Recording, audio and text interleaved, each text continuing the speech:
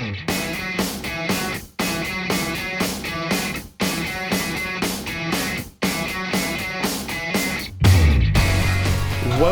to a sunny new podcast where I'll be speaking to people from the arts, business and beyond, and shining a light on their stories of success on the South Coast.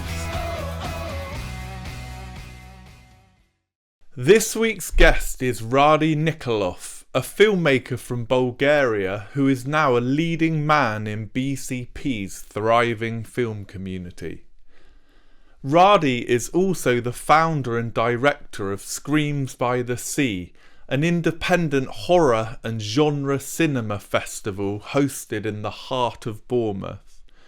In this episode, we talk about the advantages of being part of BCP's tight-knit filmmaking community, his advice for young filmmakers, Radi's latest project, a feature film version of his popular short Deadly Scare, and his plans to make Screams by the Sea a destination on the global film festival circuit.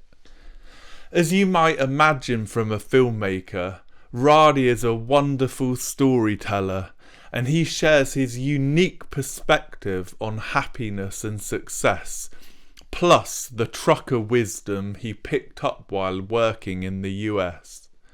So sit back, grab your popcorn, and action!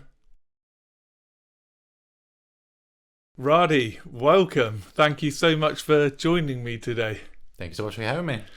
It's as you know, I'm a massive film fan, so for me it's been a real journey of discovery, finding that we actually have a really vibrant film community in Bournemouth.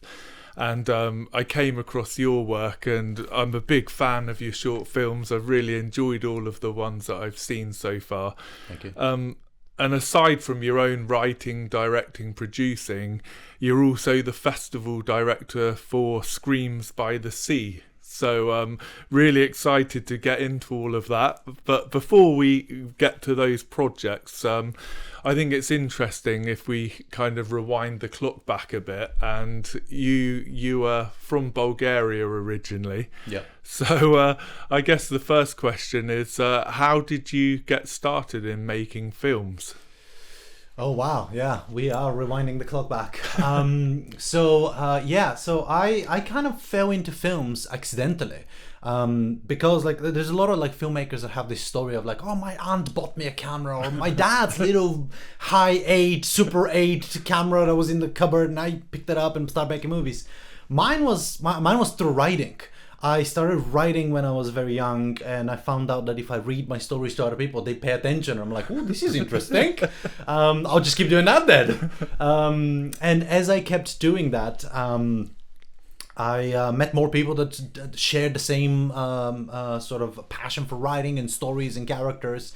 And in high school, I learned that, oh my God, all of the things that I've been writing that didn't really fit in any sort of like narrative device, like a novel or a short story, were actually screenplays. Because I started writing a lot of like, oh, that's a cool line. Oh, that character can come in on that line, and the light comes and shines in their face, and then they say this thing.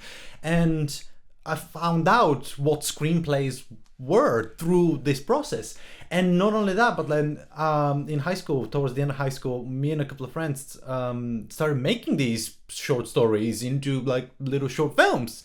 And that is how I found out, oh, that's what directing is. It's just basically convincing a bunch of friends to come in a weekend at 3 o'clock in the morning, jump a fence, record something in this little hut, and be out of there before 6 o'clock in the morning because the sun rises, and then edit all of this together and make a movie. And I was like, oh, so that's what directing is. That's how this whole process happens. It's like you write the script, you get a couple of people convinced, then you edit it, and then you show it to people, and then they pay attention. So that's how I kind of started into filmmaking. I kind of sort of also, because I grew up in a family of engineers, I was brought up into this environment of like, well, there's electronics, there is mechanics, there is computers. Like, choose one of these. That's gonna be your vocation. And I was like, I want to tell stories. I wanna make movies.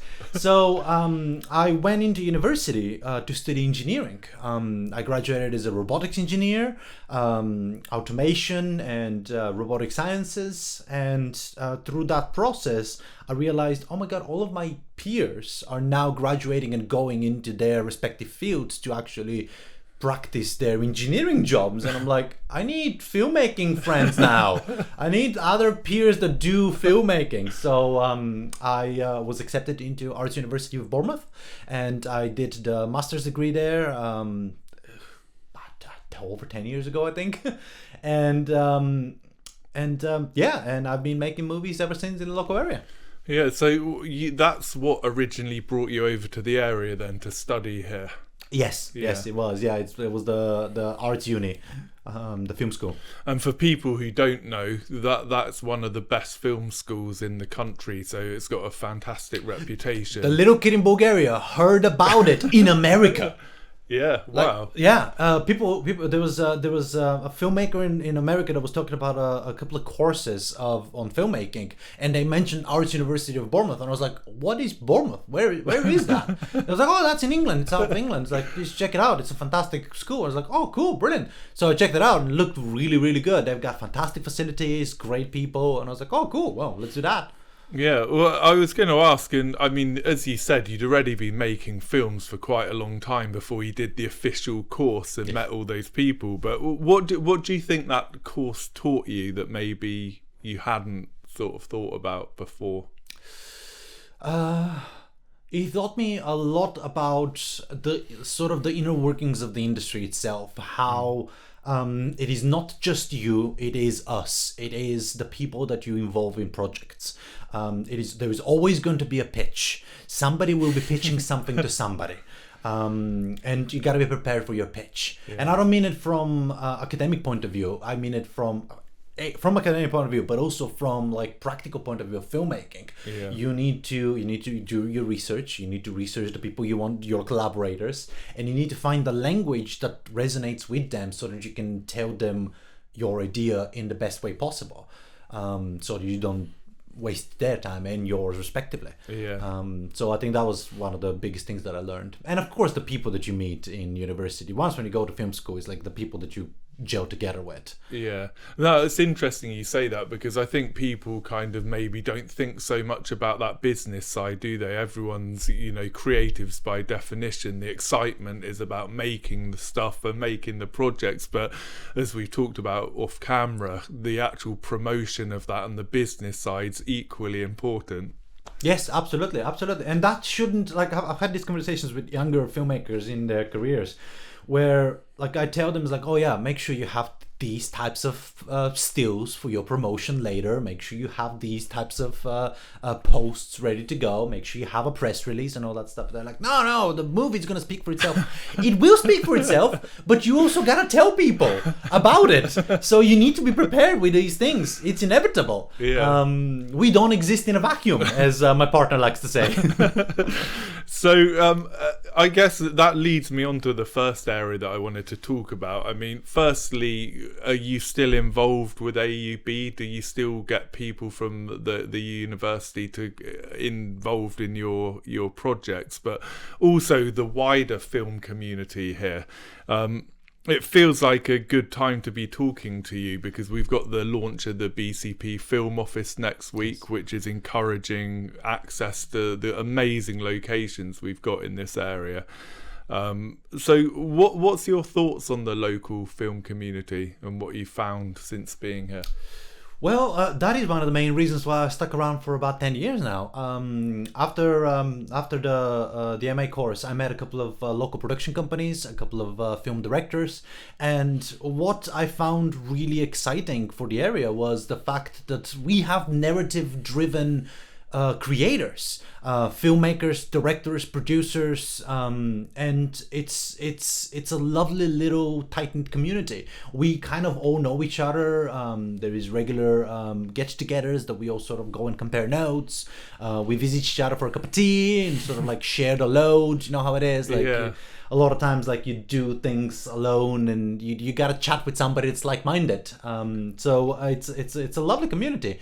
I was going to ask on that. What do you think the advantages are of being in a kind of, maybe like you say, a smaller, more close community, rather than, I think a lot of people think, oh, I need to go to London to be a filmmaker, but you've obviously found something that really works down here. So what do you think are the benefits? I think the benefits of a small, tightly knit filmmaking communities are, or they have to be, the fact that you can ask for help and you will be genuinely listened to. Many times I've had good friends of mine now that I go, guys, I don't know what I'm doing. This is the problem. This is what we're trying to feel. Have you guys seen something that is like, oh, absolutely, that's how it goes. It's like, does it? It's like, yeah, don't worry about it. It's like, so I'm doing the right thing. It's like, you are, but think about this as well. And I'm like, oh yeah, that's a good idea. So you can visit each other. You can really help each other. And now we've done like I think 5 or 6 different feature films in the local area, and we all sort of work on each other's films, and everybody is willing to chip in, and like the ego is very minimized, which comes from a person that has a big ego. But we all want to help each other, we want to support each other, we want to shout about our projects and stuff like that. So I think that's one of the biggest benefits. Yeah. And also, we like speaking about the film office and the promotion of the locations that we have in the area. Fantastic locations. Like, we've done some great shots in all of the local area here in sort of like in Dorset, in Hampshire, in sort of more south, more towards the southwest. The coastline is fantastic. We've got the forests, the new forest nearby. Great locations. Fantastic. Yeah, spoiled for choice in that way. So let's talk a bit about some of those projects then, because you've made quite a few shorts since you've been in Bournemouth, and I know from a personal point of view I really enjoyed watching them and pointing out, oh, I recognise Chaplin's, or I recognise these locations. And I think any keen-eyed locals are going to see some familiar places in your film. So the first thing of yours I think I saw was HEARSE Buddies, yes, which I really enjoyed. I really thought that was a great little concept. Where did the idea for that come from?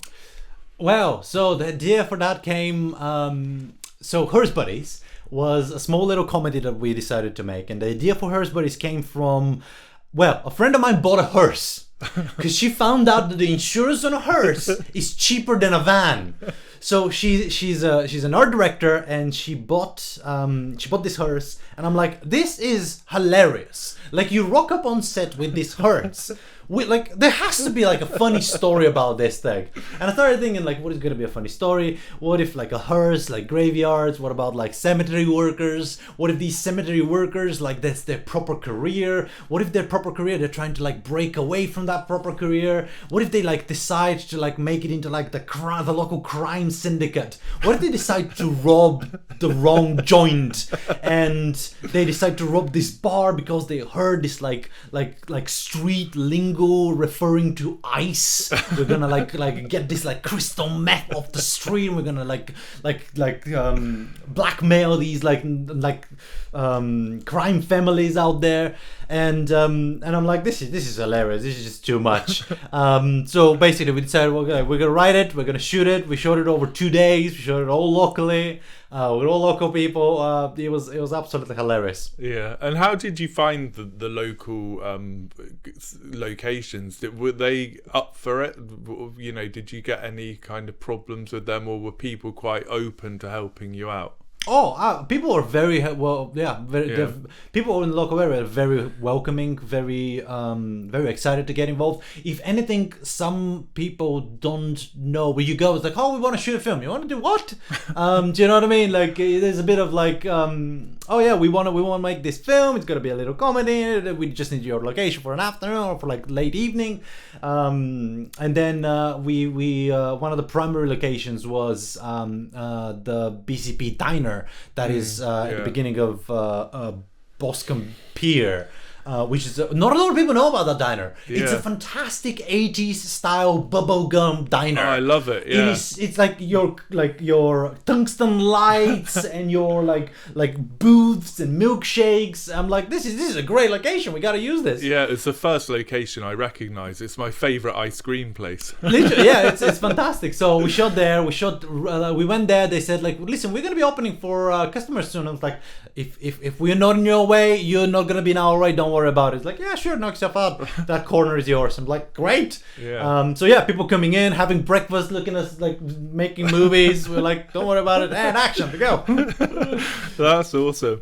So after that, you made Deadly Scare, which we'll come back to. But the other film that I saw was Doubt by the Whiskey, yes. Which tackles some really important subjects. I wanted to ask you about that. Like, how do you think there's any themes that run through your projects? Well, I mean, inherently there must be one, because I am the thread that connects them all. Yeah. So if I find something that I'm passionate about, that surely will resonate through all of the projects that I do. But in more analyzing way, I would like to think that there is the slightly somber, slightly darker themes of our lives, our existence, of the peoples that we are, in the slightly more dramatic films that I do, but also in the comedies that I do as well.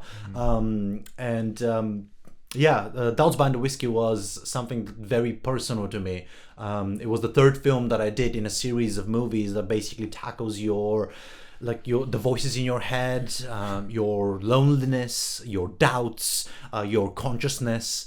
The very first one that I did, I was in a very sort of dark place in my life. I was depressed. I was trying to find a way to live in America. I was very young. I wasn't living up to the image that I've made for myself in my own head at that young age. And I was almost like failing my own self. And one night I was sitting there and I'm like, what am I doing? Like, I'm not even, like, I'm barely 20. Like, and I'm already on the wrong foot. How is this even possible? And as I was sitting there at 2 o'clock in the morning, I started like contemplating all this. And I picked up a pen and I wrote this dialogue that I had with my own consciousness. And I made a movie called My Conscious Came to Visit. And then about a year later, I wrote another one called I Married My Loneliness, which I shot back in Bulgaria after I moved away from the States. And the third one is now Doubt by the Whiskey, which we recently shot in the last couple of years. All in local environments. You probably recognize Chaplin's was our main location. But great actor as well. Oh my God, yes. We had Doug Cockle, who for people out there that might not know, he is the voice of The Witcher from the video games. He's an absolute legend, and we worked on a different thing, and I was like, Doug, I've got this script that's a little slightly left field. Would you be interested? And we had like a fantastic conversation. And he portrayed the roles of 2 characters at the same time, which was like a fantastic feat. And congratulations to the guy. Yeah, it was a great performance. Off. Yeah, really good performance. Thank you for saying that. Yeah. So let's move on to your feature film then. Yes. So, because what are you? Do you want to tell the audience what you're currently working on? Sure, yes, of course. The project that I'm working on right now is called Deadly Scare, which is, if everything falls in place, and for those people that have made movies out there know that things don't necessarily always fall in place the way you thought they will. Deadly Scare is basically a dark comedy about a group of serial killers that run an escape room together. Until one day their landlord shows up and says very surreptitiously, well, the landlords and the estate agents, they are trying to make this into flats. So you guys have about a week to get out of here. So these guys come together and are like, what are we going to do? They're kicking us out. our livelihood, our like protection is gone. Like, what are we gonna do? They hatched this plan. It's like, hold on a second. If we kill our landlord and his whole family, nobody can evict us. So they go into this like strange escapades, and there's a 80-year-old child that's an absolute psycho, and it's just a hilarious cocktail of characters and mismatched families. No, I absolutely love the idea. I can't wait to see it. I was intrigued to ask, how do you decide what you're going to work on? Obviously, you had a few shorts that you could have decided to make into a feature. What was it about Deadly Scare that made you choose that one? Well, for Deadly Scare, why we chose Deadly Scare to be the next project that I work on is because we made a short film about, I think, a couple of years. I'll tell you, it happened right before the pandemic. I remember because we made this short film with the same title, Deadly Scare. We shot it locally, and it was a completely different sort of concept. Oh well, it was similar concept, but the feature now has developed. But we made this movie, and we had this strategy. We had a plan. We're going to go to film festivals, we're going to meet a couple of people, we're going to sort of introduce ourselves and see what that film unlocks for us into the future. And then the pandemic happens, and that plan pivoted greatly and massively as all of the film festivals went online. We couldn't go anywhere, we couldn't meet the people we wanted to meet. I'm like, oh well, this changes things. But because it changed things, we sat with our ideas a little more, and as we sent it to film festivals and we spoke with programmers.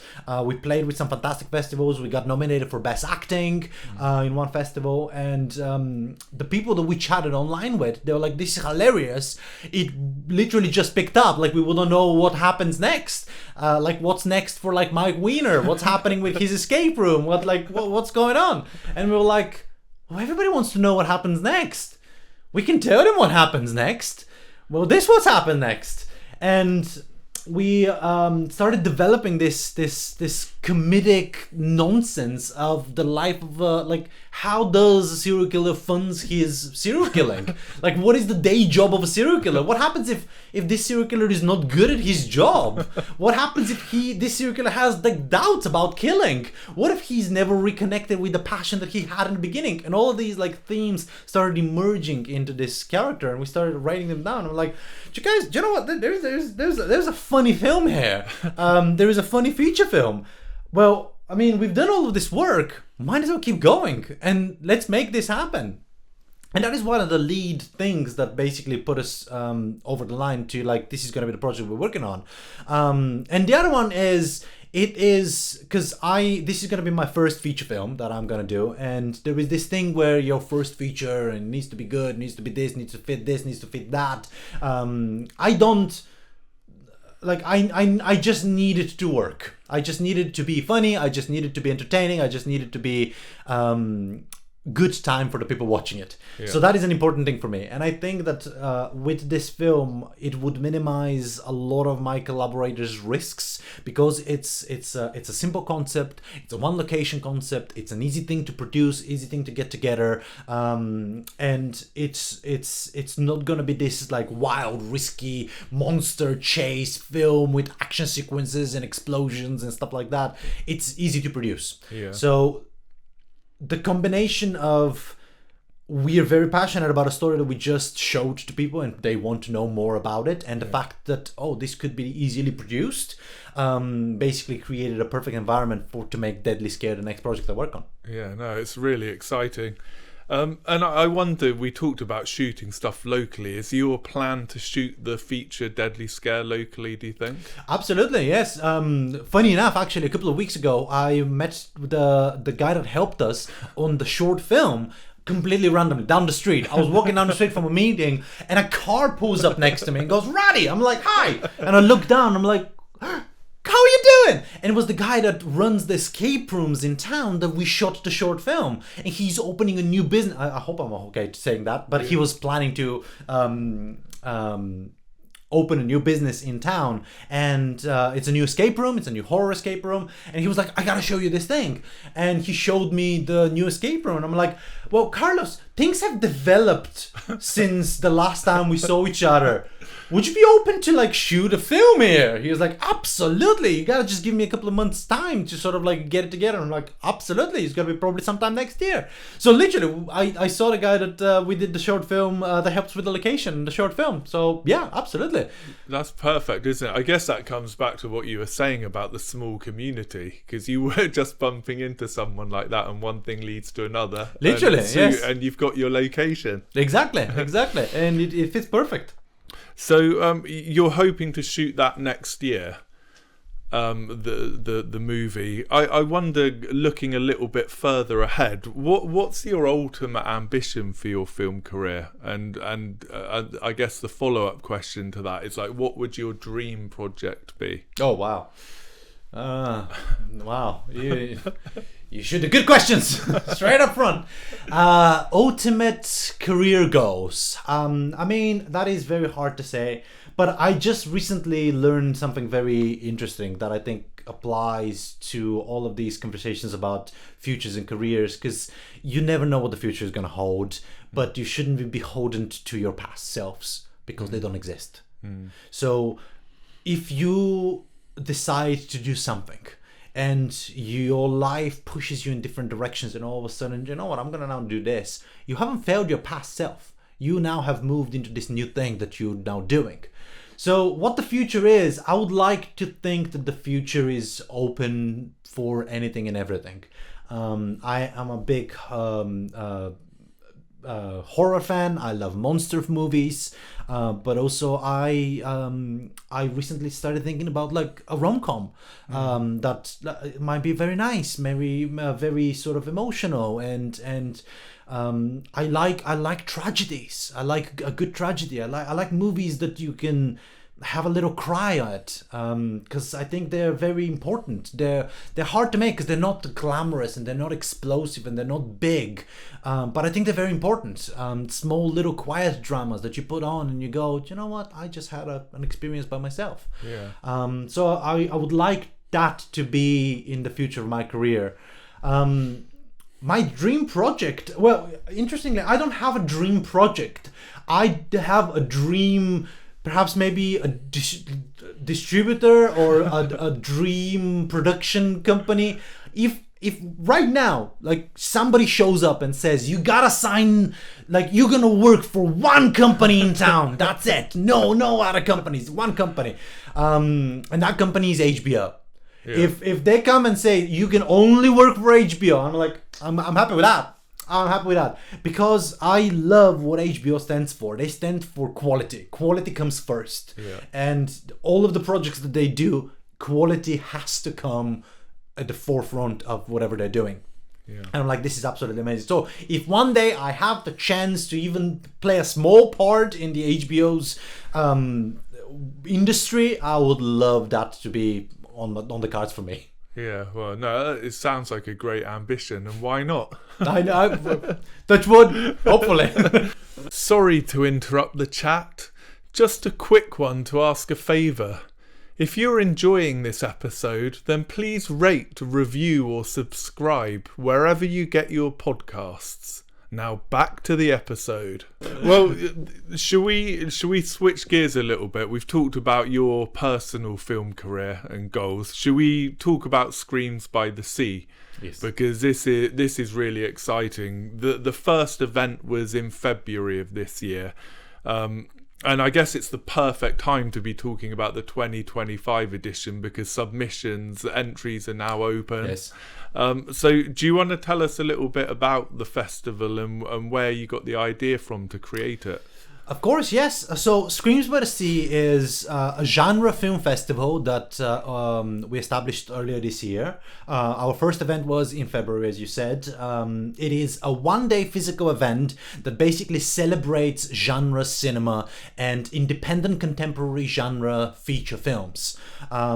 We showed 5 feature films, 1 hour of short films, but also we are a place that art meets industry, where we would like to have independent filmmakers benefit from our event. So we had talks, and we had workshops, and we had vendors, and we had networking opportunities, and it was just a fantastic melting pot of independent genre cinema and independent genre filmmaking come together under one roof. So I guess there's something for film fans just to come along and watch, but there's also a whole thing about the filmmakers themselves. Absolutely. It's so important for us to allow filmmakers to tap into audiences, because filmmakers make movies for audiences, and audiences need to see these movies, and it's important for us to give this platform for these movies to be seen, because a lot of the movies that we show are hard to sell on their own. They're from up and coming voices, the next big voices that you're going to be hearing 5 years down the line. We would like to be the first ones to show their early work, and these are the movies that we would like to program, and these are the movies that we're looking for.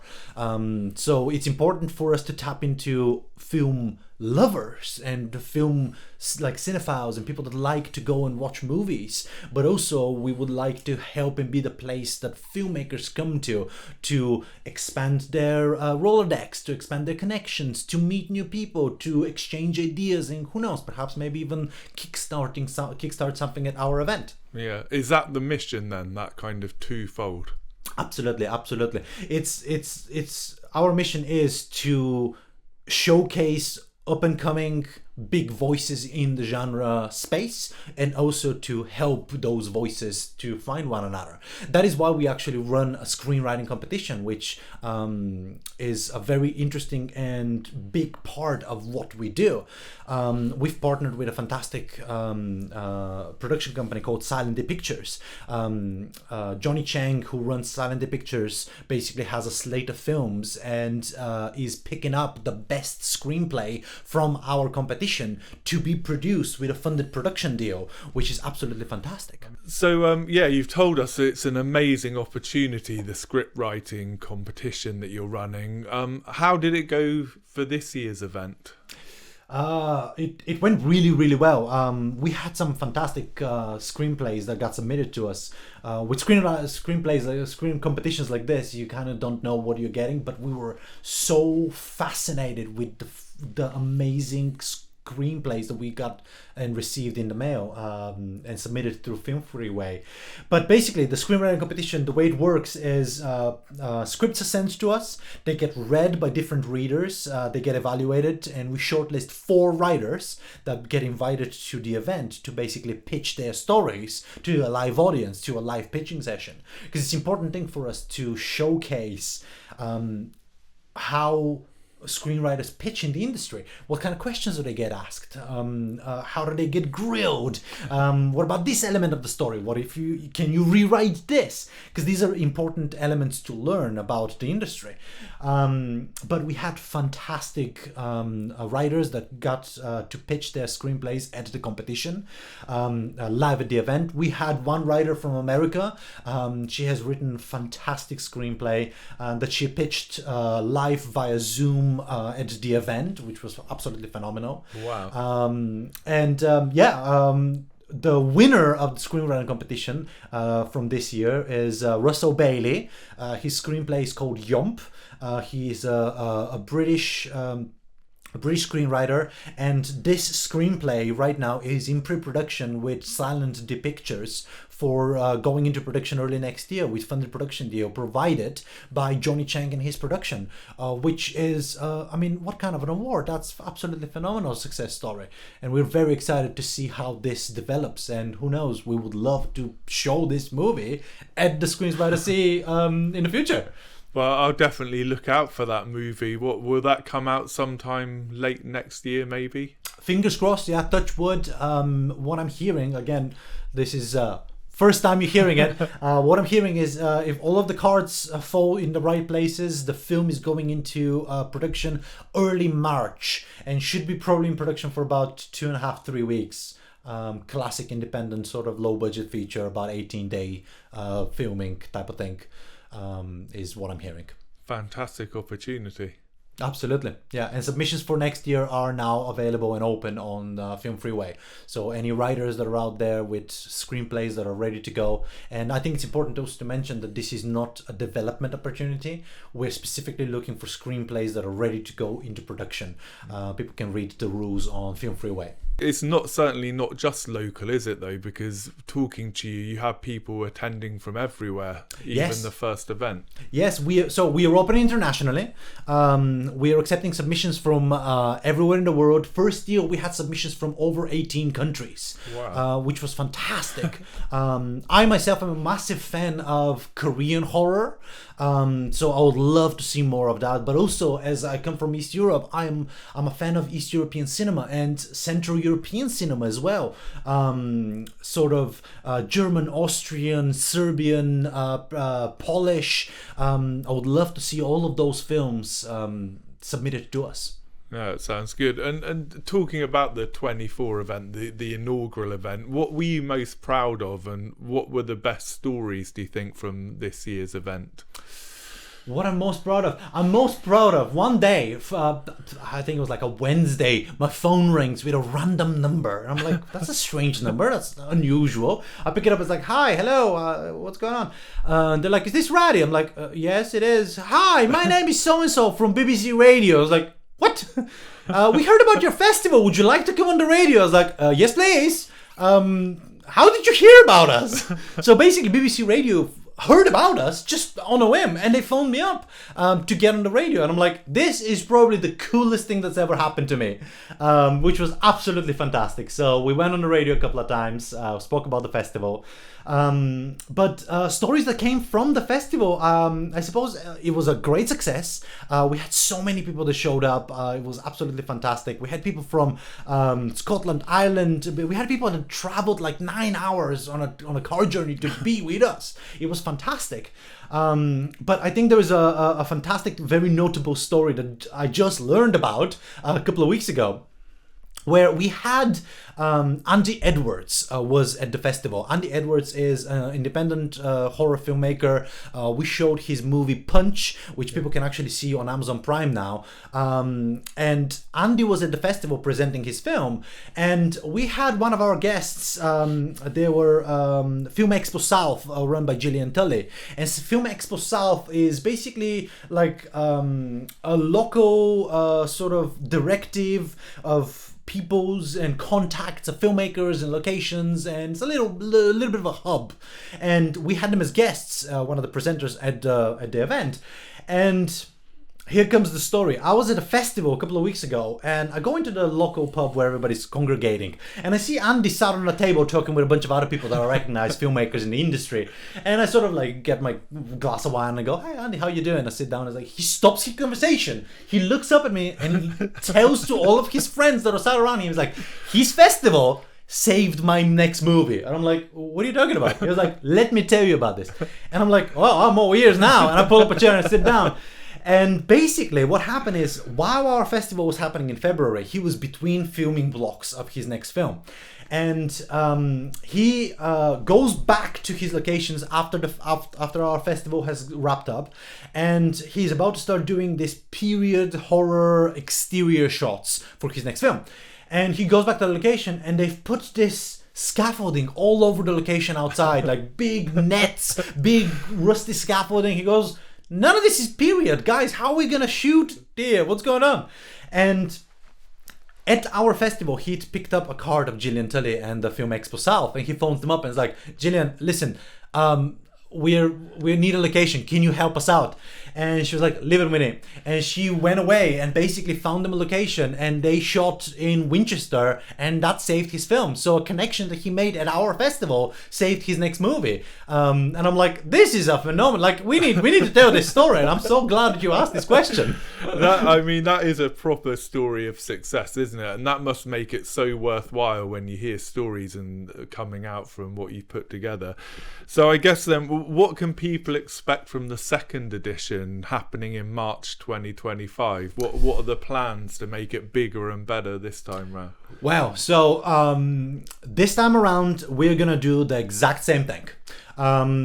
In my books, we now have we now have risen our voice. We are out there. We are the brand. We are Screams by the Sea. We've got t-shirts. We've got the logo. We are out there. But next year, people are going to be looking at us. So I would want to make sure that we do the exact same thing. We deliver a fantastic sold-out day filled with great movies, filled with fantastic talks. That said, I always would like everything that I do, we gotta find a way that we better ourselves next time around. So even though we're doing the exact same thing, it's gonna be a one-day event on the 29th of March with 5 feature films, 1 hour of short films, screenwriting competition, talks, and vendors. I would like to find a little small element that perhaps maybe we can do better. So this time around, I would like to organize a sponsored breakfast for industry. What that means is I've been to a couple of other sort of events and conferences where businesses sponsor a breakfast for the industry, where you have all of the industry people that are going to show up, all of the guests, all of our sponsors, all of our partners and collaborators come together 8 o'clock before the doors open. We all share a cup of coffee, a croissant or whatever next to the sea, because it's a fantastic location. Our festival is held at the Pavilion Dance Southwest, which is right on the ocean. It is fantastic. Not a lot of people know that they have a fantastic cinema in there. Proper projector, proper screen, proper like raked seating. It's a great location. So I want to make this sponsored breakfast for industry. And also, I would like to do this is fresh only for your podcast. It is a new idea. You heard it here first. Heard it here first. It is a brand new idea that we're still trying to find how logistically to make happen. But I've seen these hot swap tables at other events where basically we're gonna have a list of guests that you can borrow their time. We're gonna have a few guests that are gonna be there for an hour, and people can book 10-minute slots where you can sit down and you can talk with a local media lawyer, and you can ask questions about media law for about 10 minutes. Or we can have an executive producer where for 10 minutes you can ask them how to work with investors. What is the best way to build these relationships? So we want to make this little hour of hot swapping where you pre-book your time, you've got 10 minutes, you have a little bit of a chat, and I would like to make it beneficial for the people that are donating their time and for the people that are booking these slots, because I don't think information is something to be hoarded. I think information should be shared. I think information should be given freely to people. I think people should, when we learn new things, we should share with one another. So I would like to make this new thing for the festival next year. But all that said, we're doing the exact true and tested one-day film festival. Right now we have a mailing list ready to go on our website. Is that open now, the waiting list? The waiting list is open now, yes, on our website. So if people go on screensbythesea.co.uk, they can find our waiting list for tickets. We would like to minimize spam, and we're not gonna do this like and now 10 tips of filmmaking, like mail you like 14 times a week and stuff. No, we're gonna mail you only once when the tickets are open for sale, and you can basically get your tickets and come and be with us next year. Excellent. And you kind of touched upon it, as well as attracting film fans. Obviously, there is some real opportunity for local businesses to get involved in terms of marketing and sponsorship opportunities. So what are you looking for in that respect? Yeah, that's the fantastic question. Thank you so much for asking that, because we are now open for investors, and not so much investors, but we're open for collaborators. We would like to find like-minded companies that would like to be part of the next event. We have a deck which I'll make available to your podcast, so we can probably link it somewhere into the pages, but it should be available on the website as well. There is a magnitude of different ways for businesses to get involved, all the way from dedicated social media posts through our social media department. We've got a fantastic social media manager that did such a great work last time. We're bringing him again. all the way to a headlining sponsor, where basically you can sponsor the main award of the day, the Audience Choice Award. We print these awards, they're custom made awards for our festival specifically, and we invite our headliner, whoever this business is, to be at the event to present this award and basically give them a spotlight on the main stage alongside these filmmakers. And we have fantastic opportunities ready to go. Yeah, I mean, that is an incredible opportunity for the right local company. So hopefully there's someone out there watching, and we're going to continue to spread that word. I guess just to finish up on the festival then, how do you see it growing? Like, what do you think it might look like in 2026 and beyond? Yeah, so the growth of the festival it's something that's always on my mind, and I would love to grow this and make it into a destination festival. A festival that is so popular and so well known that people put it in their calendars in advance. It's like, oh, I gotta make sure in the spring this weekend is available to go to Screams by the Sea.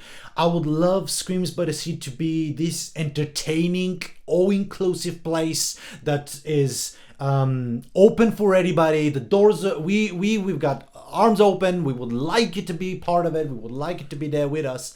So I would love to grow this. But from a more practical point of view, I mean, people are already asking, is like, oh, are you going to do 2 days? Or are you going to do more venues? I'm like, I mean, yeah, I would love to. Absolutely, definitely. We would love to make more events. We would love to make more like breakaway things, maybe like a small little summer thing, or like a Halloween thing. But we definitely would like to keep it going the way it is, next to the beach, next to the sea. We would like it to be for industry, by industry. But who knows, maybe we become so well known and successful, maybe we create a small little film market at our festival. That would be so cool to be able to create. But also I recognize that this comes with time and credibility, and you have to build your credibility for people to trust you to come there and say, oh yeah, do you know what, yeah, I'm gonna send my sales representative to come and look for these new films at your event. And that comes with time, and I would like to cement ourselves as this solid brand that people trust in the industry, and everybody sort of talks about it. Yeah, no, that's really exciting for the future. And from a personal point of view, just amazing to hear that Bournemouth is going to be a destination for film fans and like you say, film industry as well. As you know, one of the themes of this podcast is happiness, because it's one of those interesting things, you know, such a small word, but what does it mean? So I want to ask you, Radi, like, what does happiness mean to you? Wow. Well, happiness. You know, it's a complicated thing, but I think it boils down to being content with yourself. A lot of times we spend a lot of time alone with our own thoughts. And I think in these moments, if you're content with those thoughts in these moments, I think that's when you're happy. I think when it's quiet, when there is nobody around, when it's just you, are you content with what you have? Are you content with, and I don't mean it like physically, materially, I think more with yourself, with the character that you've built, with the achievements that you created. When it's all quiet and when there is nobody around, are you content with what and who you are? And I think that is such a great measure of happiness. And I think that's very, very important to me as well. Yeah, no, I love that answer, Radi. And coming from a writer and a creator, I'm not surprised that you had a very different take on that question, which is great. If we talk about success then, what, again, you know, how do you view success? Like, what does success look like for you? Well, for me personally, success is it is not wrapped in what I achieve, because and that is a far-fetched thought that I'm still working on, because success must be evaluated and measured with every project. Success is not intrinsically connected with that one thing that I did, or these 17 things that I achieved, or these things that I now own. That is not success. Success for the festival is one thing. The success for my movie is a whole another thing. And I think especially as artists and filmmakers, there is this thing that we are so perceived connected with the art that we do, but it is very important to remember that the success of your art is not your success, and the how far and how close you get to that measure does not speak anything about your own personal value. And I think that is talking about success and talking about what it means. I think it's very important to remember and realize personal value and how that connects with success, which if we make sort of full circles, I think that is what Doubts Bind the Whiskey talks about. It is this doubt in your head that maybe I'm not achieving the success that I should be achieving, and where in matter of fact, yes, you are, because the moment when you finish, you've succeeded. You've succeeded with the projects that you've done. And as filmmakers, a lot of filmmakers know that to make a film, there's so many hurdles, and in the moment when you finish it, you've already succeeded. The moment when you market it, you've already succeeded. So success is this thing that it constantly changes and constantly develops and constantly evolves, and it's always important to go back and evaluate it and go, okay, I set out this to be success. Where am I now? According to that past thing, have I moved my needle? If so, how? In what way? And I don't think success is a linear thing. I think success is this like squiggly line that always moves in different sort of ups and downs, but it constantly moves forward.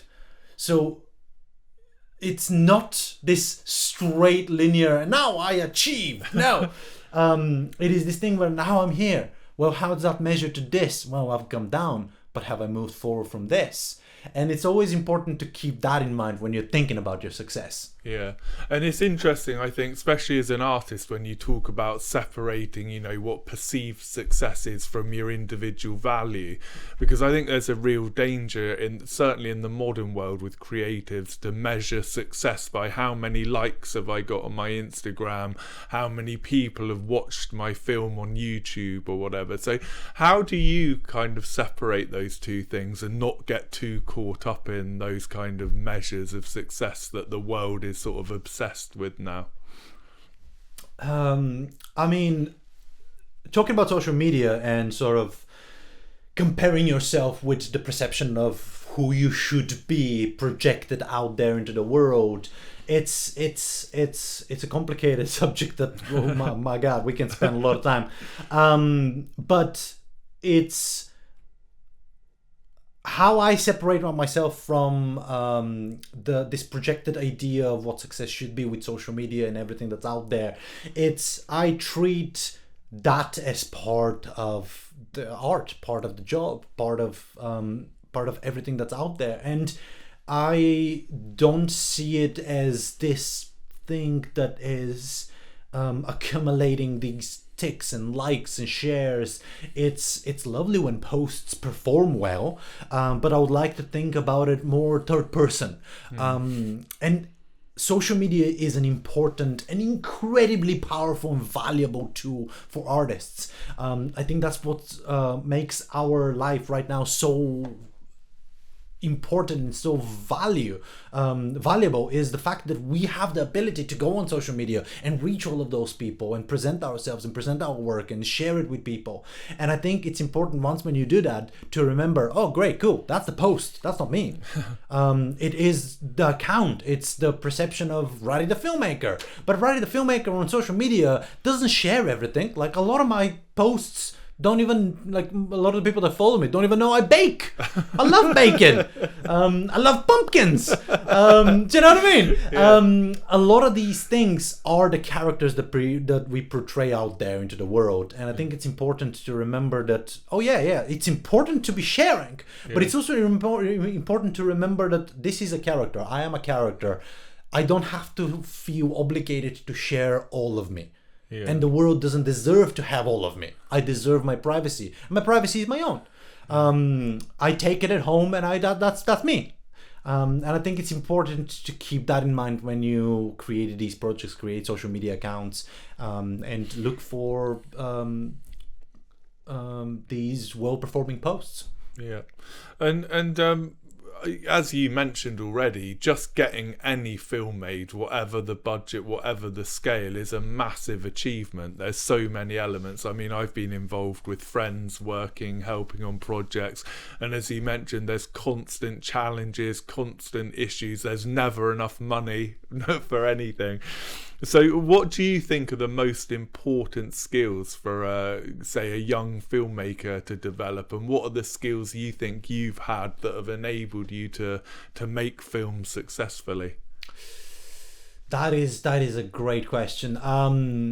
The skills that you need to acquire to make it out there is you really need to grow a very thick skin.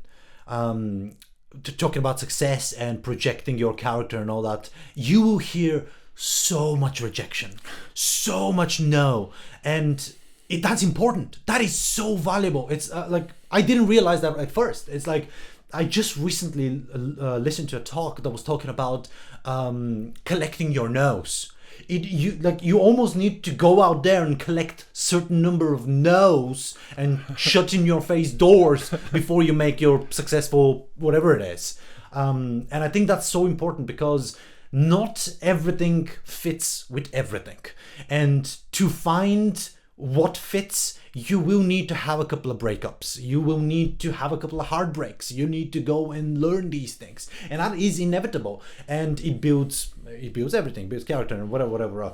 But it's not something to be despaired at. It's something to be celebrated, because every no means that you now have reached somebody. Somebody responded. Somebody said an email saying, "Do you know what?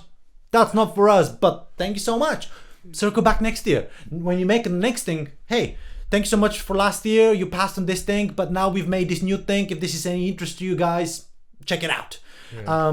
It's important to build your connections as well, because that is something that in the beginning of my career I was very reluctant. I like networking events. I always felt like networking events are a bit like snobbish and like, oh, well, these people are not making anything. They're just sort of like talking about making things. And that is not what networking events are. Networking events are places where you go to expand your point of view, because film is this art form that is made with other people and other people's point of views. And once when you get to these networking events, once when you start talking with other filmmakers, once when you start discussing other ideas, you realize, oh my God, yeah, we are all struggling the same way, and we all have different points of view on the same subject. And I think it's so important to develop this skill set of networking and meeting other people. And particularly, like you said, because it is a real team game. I mean, nobody can make a film as an individual, really. So finding those right collaborators is just critical. Absolutely. Yeah. And I guess that's really great advice for any young filmmakers watching as well, to just make sure they hone in on their people and networking skills, because it's not all about the creative side. Absolutely. And one more thing for like young filmmakers, I think it's important, and I remind myself that a lot every time when I'm working on something. At some point there will be jobs, and you have to do the jobs because bills need to be paid and all that stuff. But you must find something that resonates with you, because the reason why we started doing this is because there was something that we found that we are passionate about. That passion, that flame must be found in every project that you do. Might be something very small. Might be, do you know what, that little lighting, that was very good. That piece of like hat costume, that was fantastic. That location, phenomenal. But you gotta find that one thing that you really are passionate about, whatever you're doing, and go for it. And every project has that one thing. You just need to look for it. Yeah, no, really brilliant. I mean, that's one of the parts of the reason for doing this podcast, is to inspire people. So appreciate you sharing that great advice for everyone. Yeah, and you do a fantastic job. These questions are they're keeping me on my toes. Well, I want to finish with a feature I called Life by Misadventure, because as we were talking earlier, I always think you learn such incredible life lessons sometimes from the most unexpected sources, not doing your normal day job. Often completely by accident, maybe on your travels, maybe you bump into someone that you'd never thought you'd meet before. So I wonder for you, can you think of any lesson that you might have learnt from an unexpected source? Lesson that I've learned from unexpected source. That's well. So, do you want two? You can add two. Yeah, two come up straight in my head. Like the first one, I love running. I used to run a lot. I did my shins. Now I run slightly less, but I still run, and I love running. And every once in a while when I run, I find myself in these two states of mind, which is the beginning of the run. You always look just above the horizon, always forward, just eyes on the go. That's what we're doing. Just on the bend, just on the hill. That's what we're doing. But when you've done 25, 40 minutes of running, you start getting that little stitch. You start getting out of breath, and you go, oh my god.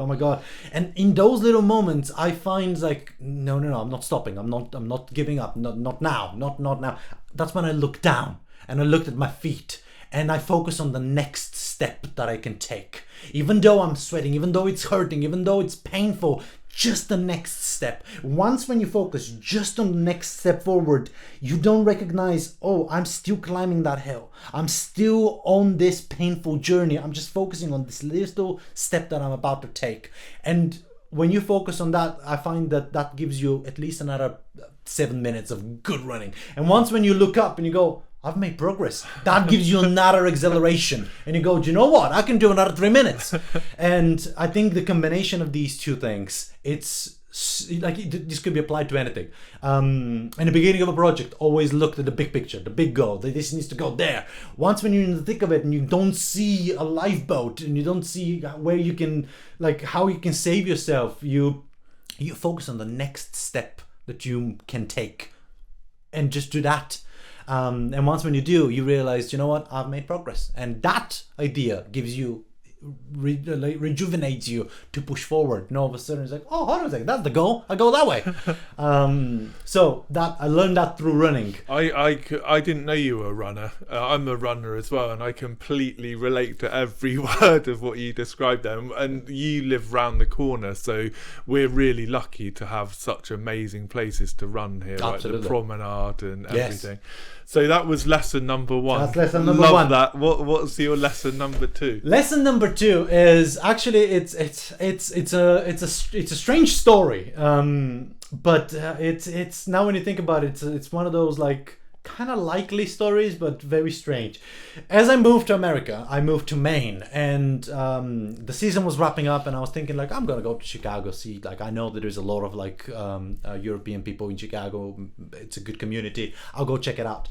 And as I was talking to these two Texans, a couple, Steve and Susie, they were just prepping to climb their pickup truck and drive their trailer all the way back to Texas because the season has just ended. And they're like, you're not going to Chicago, you're coming with us to Texas. We're going to introduce you to a bunch of people. It's going to be great. Don't worry about it. We're going to find a job. And I'm like, sure, yeah, let's go. Let's go to Texas. And on the road from Maine to Texas, I was helping these people, and Steve Hudson, he's unfortunately passed away now from cancer, but he is a fantastic guy. He's an old trucker, and he taught me a lot of different things on the road about trucking and all that stuff. But in his true sort of trucker wisdom, he had this lovely mustache, and he always had this big smile on his face. And one night we were just parking the trailer, and he was in this giving mood, and he was like, son, let me tell you these lessons that I've learned. I'm like, Steve, mate, sure, yeah, go on. He was like, I've learned 2 wisdoms in life. And I'm like, cool, yeah, what are these 2 wisdoms? The first wisdom is you're going to be surprised how many things you're going to get, how much help you can get if you only ask. Just ask the people for help. You'll be surprised how many people are going to be willing to come and help. And I'm like, okay, cool, yeah. He was like, but just remember that. I'm like, cool, yeah. And I do have to say, when you ask, people genuinely, they do want to come and help, and they want to be supportive, and they want to be part of it. And the second wisdom that I've learned, son, is like, what is that? Do you know how they say that compliments are never gonna get you too far? I'm like, I do. It's like, do you know what? That's not true. I was like, how so? Compliments are gonna get you far, but if they're genuine. If you give a compliment, you really must genuinely believe it. Don't just give empty compliments. Those are the ones that are not going to get you far. But the genuine ones, when you genuinely compliment somebody, mean it. I'm like, thank you, Steve. Yeah, should we go have dinner now? It's like, it's just getting late. It's like, you remember these wisdoms from your old Uncle Steve here, Radi. I'm like, thank you, Steve. Thank you. Very much so. But these two wisdoms have been proven to be correct. Yeah, they are great advice, aren't they? And I guess that I love your stories. I mean, this is exactly the kind of wisdom I'm looking for in this situation, because it does talk, doesn't it? If you go with the flow and you meet these people, you never know where you're going to end up. And absolutely. I guess it comes back, like you say, just asking for help. It comes back to what you were talking about the local film community here. Just having those people. Yeah. Yes. So, well, it wraps it up perfectly, like any great narrative arc. Sadly, we're at the end. Radi, I could chat to you all day about film, as likewise, you know. Dude, likewise. You've been such a fun guest, so full of amazing stories. You've mentioned a couple already, and we'll put all the links in the description. But what are the best links for people to keep up with? Firstly, your own filmmaking work and Screams by the Sea as well. Yes, of course. People can find me on Instagram. I am Radi Nikolov Film there. Same thing is on Twitter. Radi Nikolov Film. My website is rnikolov.co.uk. And that is where people can see the developments of my movies. They can see the posters. They can see some of the old films that I've done. And updates are going to be posted on some of these networks. And the festival, of course, is screamsbythesea.co.uk. That is where you can find all of the information that you need to know about the next event. And for all of the filmmakers that would like to submit their feature films, short films, or screenplays, we're open for submissions right now on Film Freeway. If you search for Screams by the Sea on Film Freeway, you can actually see our submission page there. Amazing. Well, I'll put all those links in the description as well, make it nice and easy for everyone. Just to close up then, Radi, I'd encourage everyone to go and watch those short films of yours. I really enjoyed them, and as I said, I can't wait to see Deadly Scare. Thank you so much. And attend Screams by the Sea. Thank you so much for creating this amazing festival in our area. And as I saw someone say, I can really see this being a cult classic attraction, and one day it's going to be like a Comic-Con. I know, what a comment. I wish, I hope, that's the dreams. Well, thank you again. Thank you so much. Thanks so much for having me.